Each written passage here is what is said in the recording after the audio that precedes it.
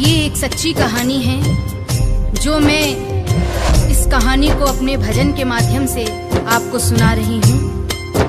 एक खान साहब थे, वो एक पनवाड़ी की दुकान में रोज पान खाने जाया करते थे। एक दिन उन्होंने उसकी दुकान में एक तस्वीर देखी जिसमें छोटे से बालक की छवि थी। वो खान साहब उस बालक की तस्वीर देखकर पनवाड़ी से कहते हैं कि बालक तो बहुत ही सुंदर है। इसके सिर पर मोर मुकुट, कानों में कुंडल, तन पे पीतांबर और पाँव में पैजनियां कितने सुंदर लग रही हैं। लेकिन बस एक ही कमी है कि ये जिस जमीन पर खड़ा है वो खुरदरी है और इसके पाँव में जूते भी नहीं हैं। ये खुरदरी जमीन इस नन्हे पाँव में चुभती होगी। ये बात सुनकर पनवाड़ी ने उससे कह दिया कि तो तुम ही ले आओ इसके जूते और उसे पहना दो। बात खान साहब को लग गई। दूसरे दिन ही वो उस बालक के नन्हे पाँव के लिए जूते बनवाकर पनवाड़ी के दुकान पर पहुंच गया और पनवाड़ी से कहा कि देखो, मैं इस बालक के लिए जूते ले आया हूँ, उसे बुला लो, मैं उसे पहना दूंगा। पनवाड़ी ने कहा, अरे ये बालक तो यहाँ नहीं रहता है, ये तो वृंदावन में रहता है। वृंदावन में? खान साहब कहते हैं, वृंदावन में? वो कहता है, हाँ, ये तो वृंदावन में रहते हैं। तो खान साहब कहते हैं, चलो वृंदावन में ही पहना देंगे, लेकिन जरा उसका नाम और पता तो बता दो। तो पनवाड़ी कहता है कि खान साहब, वृंदावन में जाकर किसी से भी पूछ लेना कि श्याम कहाँ रहता है, तो सभी बता देंगे। अब वो खान साहब वृंदावन पहुंच जाते हैं और हाथों में पादुका लेकर किस तरह से श्याम को ढूंढ रहे हैं। बताओ कहाँ मिलेगा श्याम, बताओ कहाँ मिलेगा श्याम, बताओ कहाँ मिलेगा श्याम, बताओ कहाँ मिलेगा श्याम। चरण पादुका लेकर सबसे, चरण पादुका लेकर सबसे पूछ रहे रस खान, बताओ कहाँ मिलेगा श्याम, बताओ कहाँ मिलेगा श्याम।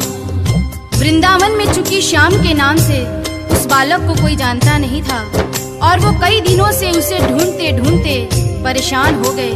आखिर एक सज्जन व्यक्ति जो उनको कई दिनों से देख रहा था और अपने पास बुलाकर पूछता है कि अरे भाई, तुम किस श्याम को ढूंढ रहे हो? उसका हुलिया मुझे भी तो बताओ ताकि मैं तुम्हारी कुछ मदद कर सकूं। तो खान साहब श्याम के रूप का वर्णन करते हैं, सुनिएगा। वो नन्हा सा बालक है, सांवली सी सूरत है, बाल घुंघराले उसके, पहनता मोर मुकुट है, बाल घुंघराले उसके, पहनता मोर मुकुट है, नैन उसके कजरारे, हाथ नन्हे से प्यारे, बांधे पैजनिया पग में, बड़े दिलकश है नजारे, बांधे पैजनिया पग में, बड़े दिलकश है नजारे। घायल कर देती है दिल को, घायल कर देती है दिल को उसकी एक मुस्कान, बताओ कहाँ मिलेगा श्याम, बताओ कहाँ मिलेगा श्याम। श्याम की जो छवि खान साहब उस सज्जन को बताते हैं, उसे सुनकर वो सज्जन को पता चल जाता है कि ये खान साहब किसे ढूंढ रहे हैं और वो उसे समझाते हैं। समझ में आया जिसका पता तू पूछ रहा है, वो है बांके बिहारी जिसे तू ढूंढ रहा है, वो है बांके बिहारी जिसे तू ढूंढ रहा है। कहीं वो श्याम कुहाता, कहीं वो कृष्ण मुरारी,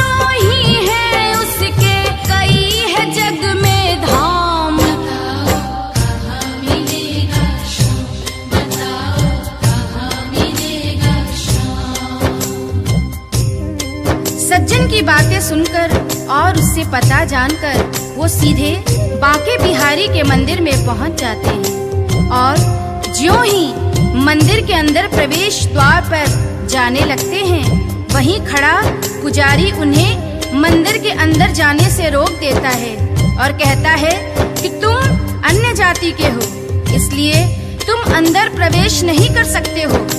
तो खान साहब उस पुजारी से बहुत मिन्नतें करते हैं, लेकिन वह पुजारी उस खान साहब को आज्ञा नहीं देते हैं और खान साहब को मजबूरीवश क्या करना पड़ता है, सुनिएगा। मुझे ना रोको भाई, मेरी समझो मजबूरी, शाम से मिलने दे दो, बड़ा है काम जरूरी। शाम से मिलने दे दो, बड़ा है काम जरूरी। सीढ़ियों पर मंदिर के डाल कर बैठा डेरा, कभी तो घर से बाहर शाम आएगा मेरा, कभी तो घर से बाहर शाम आएगा मेरा। इंतजार करते करते ही, इंतजार करते करते ही सुबह से हो गई शाम। बताओ कहाँ मिलेगा शाम, बताओ कहाँ मिलेगा शाम।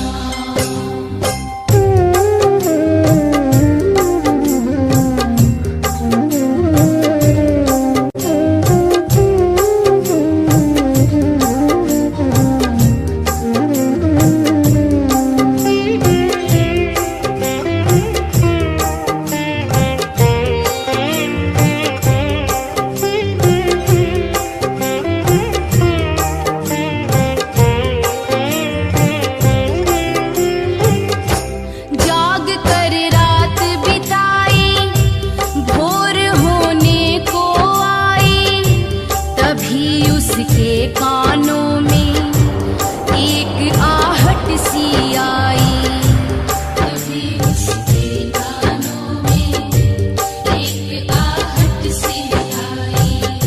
वो आगे पीछे देखे, वो देखे दाएं बाएं, वो चारों ओर ही देखे, नजर ना कोई आए।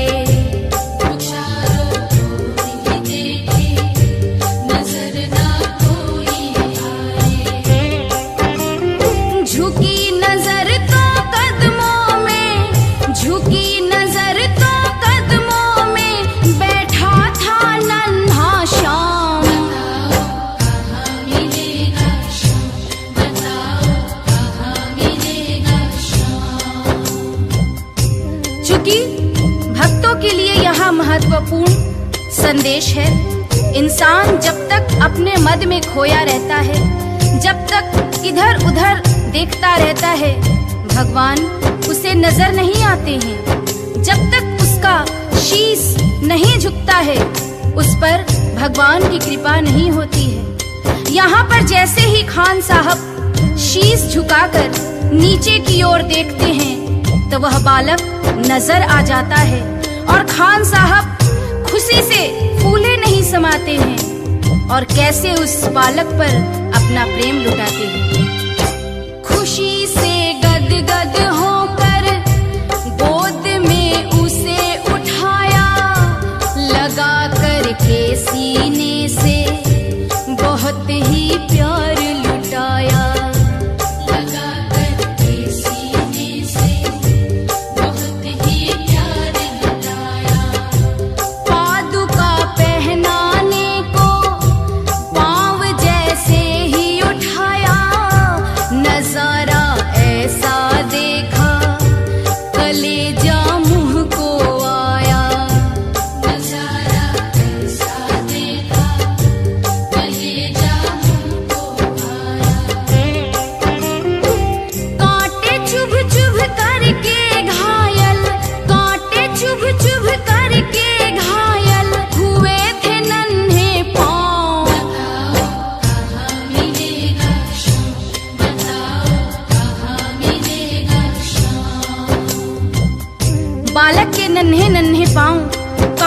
चुभ चुभ कर छलनी हो जाते हैं, जिसे देखकर खान साहब का हृदय रोने लगता है और उनके आंखों में आंसू आ जाते हैं। वो सोचते हैं कि तस्वीर देखकर मुझे जिस बात का डर था वही हो गया है।